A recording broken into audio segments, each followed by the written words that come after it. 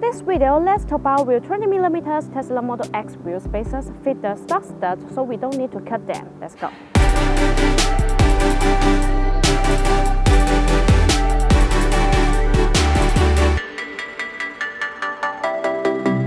After installing a wheel spacer, the stock stud may cause the wheel nut to sit flush against the hub assembly. Take a look at the inside of your wheels. Then measure the cavity in your wheels. To check out how much if you allowed for the stud to go past the spacer's outer surface. For example, if the depth of the wheel pocket is 10mm and the stud length is 30mm, then the minimum thickness of the wheel spacers that will perfectly fit is 20mm.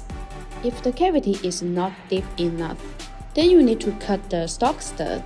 It is safe to cut stock stud for 20mm Tesla Model X wheel spacers? Yes, as long as you operate correctly and ensure a full thread engagement. Cutting stud to fit 20mm Tesla Model X wheel spacers is safe and reliable. The extending part of the Tesla Model X stock stud are not subject to forks. This means you can cut that part down with no problems, since the spacer is secured by the OEM stud, and the wheel is fastened by the provided stud of the wheel spacer. Grinding OEM stud to fit 20mm Tesla Model X wheel spacers will not shorten the thread engagement and weaken their strength. Bonus 20mm Tesla Model X wheel spacers provide ISO 12.9 wheel stud and ISO grade 10 lug nut to ensure a strong connection. All bonus wheel spacers are supplied with SGS anti-wheel report. These bonus wheel studs are strong enough to bear more force.